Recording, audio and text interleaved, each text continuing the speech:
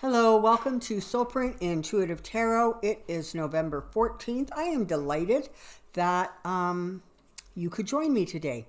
So, yesterday was interesting. It was the first day of the impeachment inquiry hearings, I guess is what they're called. And tomorrow we have another one scheduled. That one's going to be very interesting. That is going to be Yovanovitch, Ambassador Yovanovitch. And so that's going to be kind of interesting, right? Because we're going to see how well, or if the Republicans are actually stupid enough to attack her the way she was attacked. Because, really, as she starts to tell her story, I think what we're going to hear is that there was a great deal of bullying that went on with her, and sort of subtle threats, and that they were in some ways much more vicious in dealing with her than perhaps some others. And again, that just speaks volumes about Trump and Trump's attitudes about women and where they belong, and et cetera, et cetera. So I'm going to be watching for that tomorrow during that hearing. So there's a shooting going on, I guess at this point they're still trying to get the shooters out of the school. But again, more tragedy in the United States, attributed directly to gun violence. So there's a lot of issues going on, there really is. And it's becoming more and more apparent, I think, that we need to, focus on the things that are going to create long-term solutions, and getting the people into place who can actually help facilitate that kind of healing. So I just want to take a look today at kind of the people around the hearings, like the Republicans, the Democrats. Did they think, were they pleased with how yesterday went? Did the hearing yesterday actually move anybody from where they're sitting right now? And, so that's what I want to take a look at and just see what information bubbles to the surface, specifically with regards to the hearings and, I guess, reactions to the hearings. So come on down and let's ask a question. Okay. So I'll give it one more shuffle. Okay, so the question is, what we're focusing on is reactions to the hearings. People's reactions to the hearings.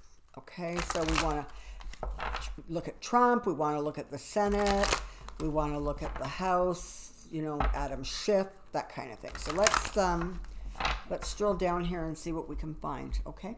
So, reactions to hearings, reaction to hearings, reaction to hearings.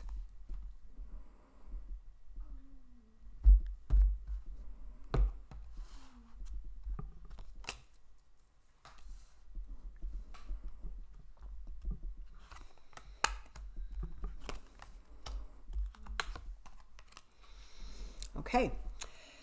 So,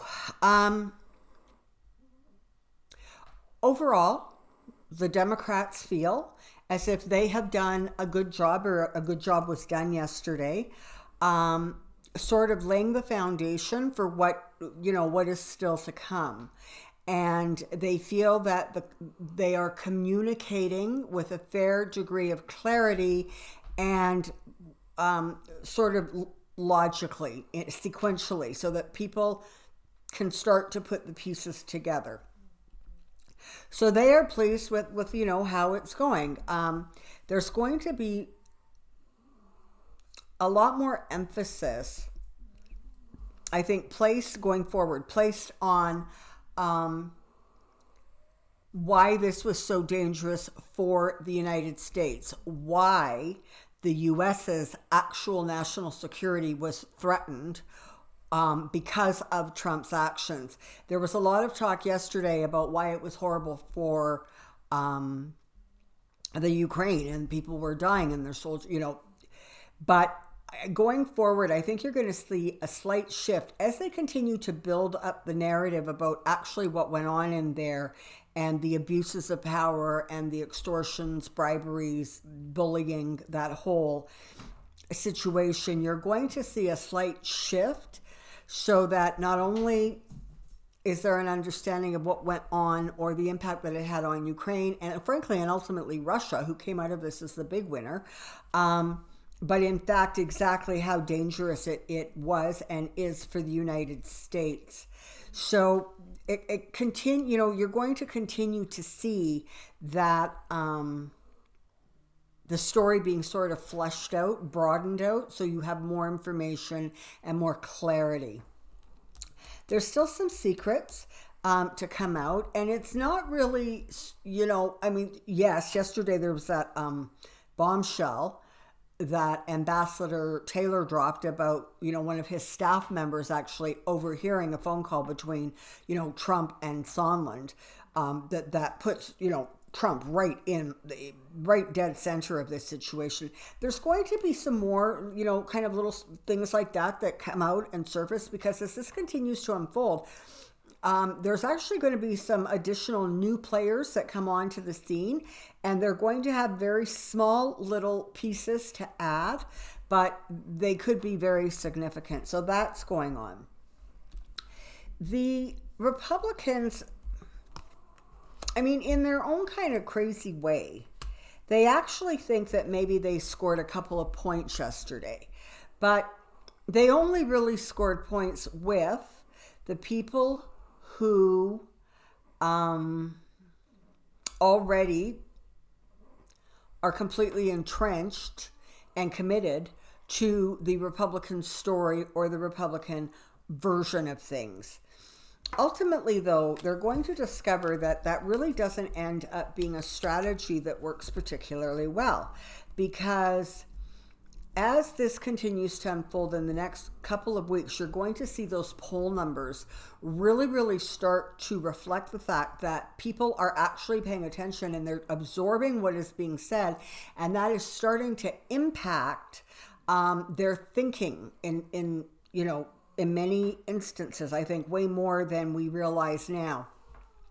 So what the Republicans have basically done is they've whipped up their base, but they don't seem to have a strategy or a capacity even to be able to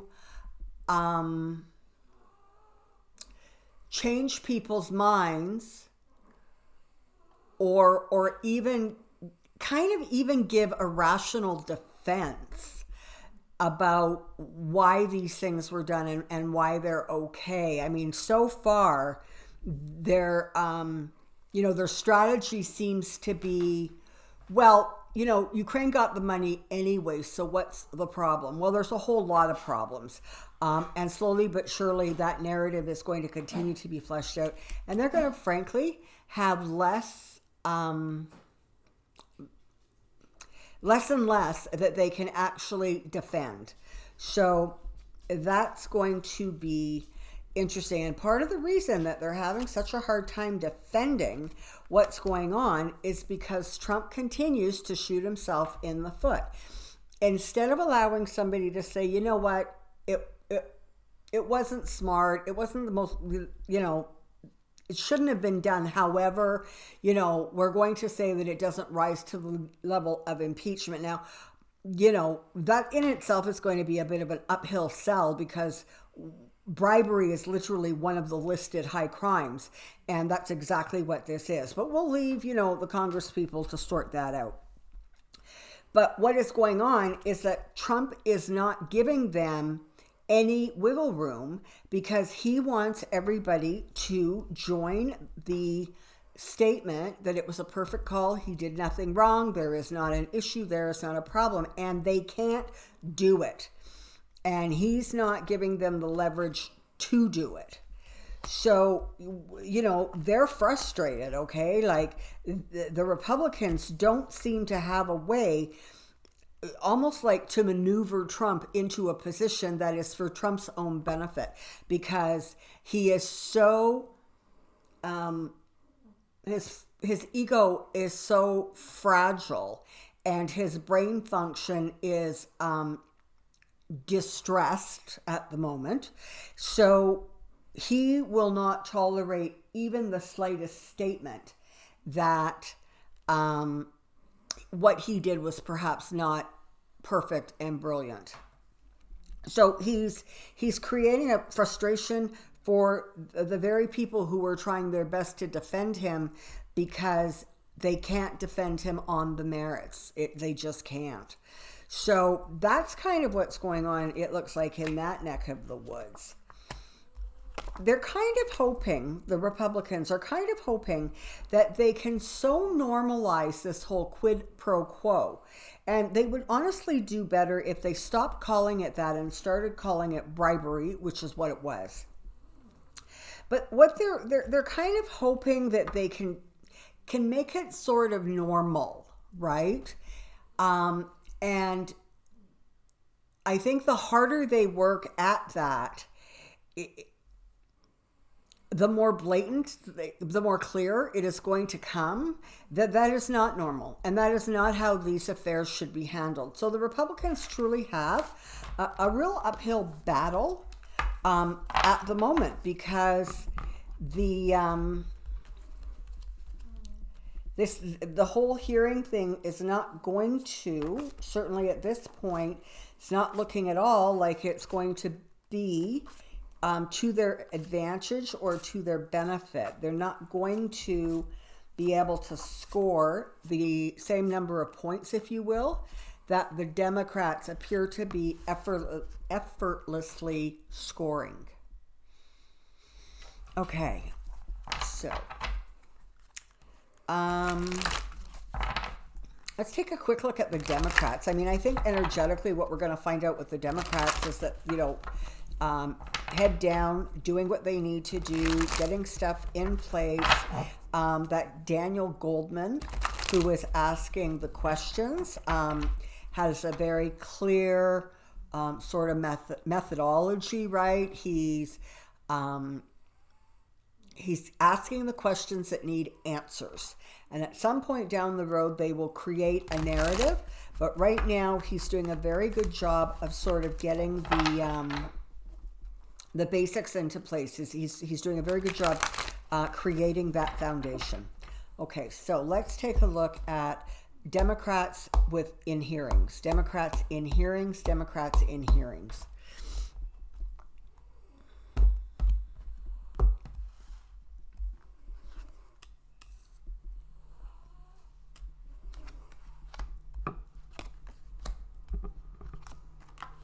Okay. They are very clearly focused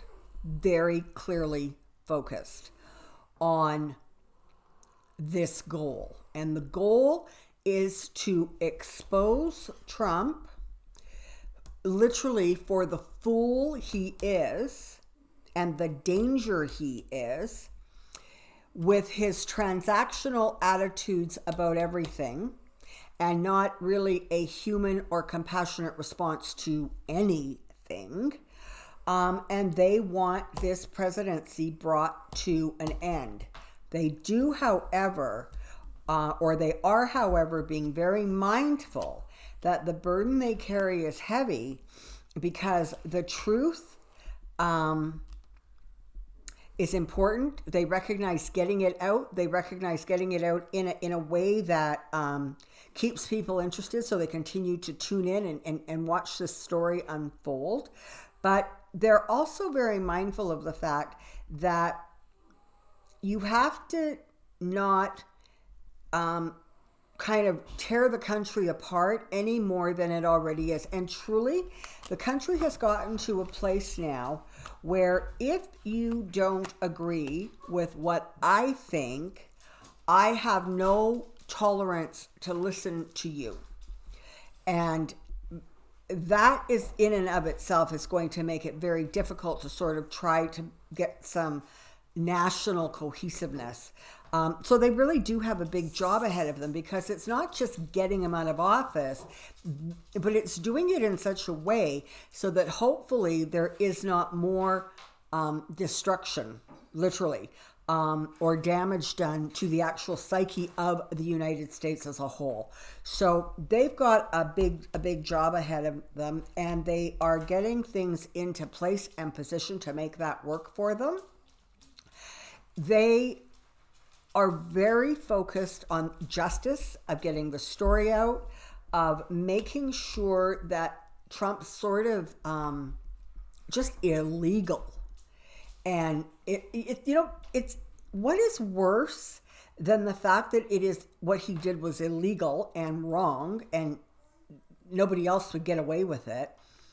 But it's the complete lack of concern, the absolute detachment to how this is going to impact people. And it doesn't matter whether you're talking about the Ukraine situation, or you're talking about Turkey, or you're talking about any other place. He just doesn't care. He only cares about what he wants to care about and focus on. And that makes him so incredibly dangerous, because there is not an aspect of Donald Trump that you can shame. There isn't a part of him that you can sort of push a button and get his behavior to sort of retreat or pull back or even evaluate. And so as that becomes more and more apparent, that is also going to help getting this story moved, forward. Secrets are coming out, and as a result, there are people who are going to walk away from this very disappointed and frankly very diminished. Do not be surprised if there's a couple more sort of, wow, who knew that? And whether that is with sort of new information, or whether it is kind of the way the story is told, where you start to see some of the underlying layers of what's going on here. So there's that. Let's take a look.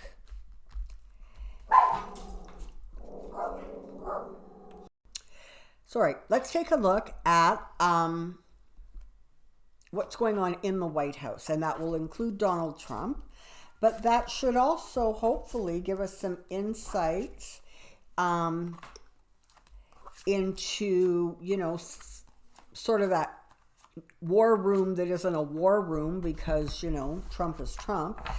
Just sort of give us some insights as to what's going on behind the scenes and what they are looking at in terms of trying to create a success for the Trump administration that frankly at this point looks like it's going to be a little hard to accomplish. So, White House reaction to hearings, White House reaction to hearings, White House reaction to hearings.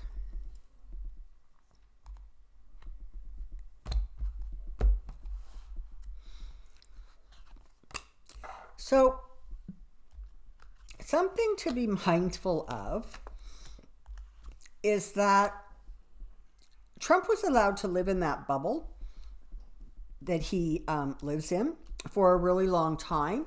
People have done everything from, filling file folders with good news clippings or good news stories or compliments. So that in a lot of ways, Trump really just didn't have a grasp on actually how much resistance there was to him. They've sort of like wrapped him in cotton, so he really doesn't have the kind of clarity that you would just assume he should have. So what that has done is that has put him in a state where he is even more like emotional. And he is, kind of more erratic. And he really is, his ego is actually bruised right now because he can't understand how, if the whole country loves him and thinks he's the greatest president that ever was, why people are booing at him in public forums.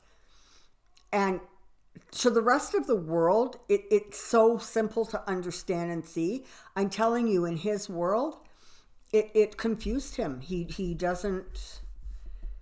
He is his biggest fan, right? And so he believes what he says. And that is what has become sort of so difficult in dealing with that whole Trump situation, is when he first took office, there was kind of this assumption that he at least knew the truth. He was just choosing to, maybe not have any issues with twisting the truth and making himself look better, i.e. the crowd of the inauguration. And on some level, there was an assumption that he was twisting things so he would look better. Okay? But as time has gone by, we are now coming to understand that the deterioration of his health, certainly mentally and emotionally, and to some degree physically, which is obviously also having an impact on him, because there's a lot of body abuse going on in terms of, things that are getting ingested, whether it is something that he shouldn't be ingesting or whether it's too many hamburgers or, whatever it is. But there's just overall deterioration. The point is that we're now starting to recognize that the line between reality and his truth has become very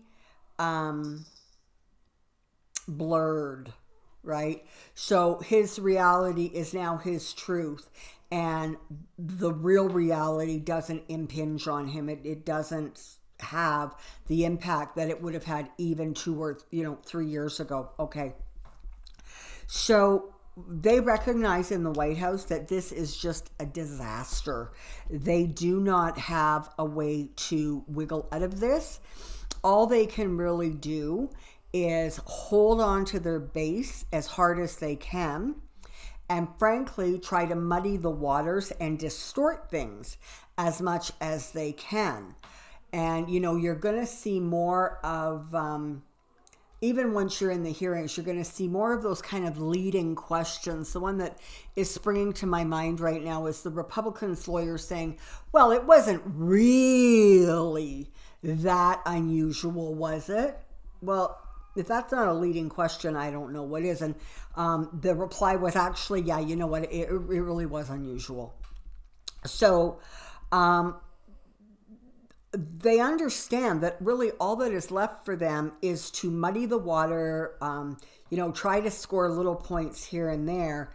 But unless they can figure out a way to rein Trump in, which is going to be impossible, they recognize that this is just turning into an absolute disaster. So then the question becomes is, how do you prevent the judgment that's coming down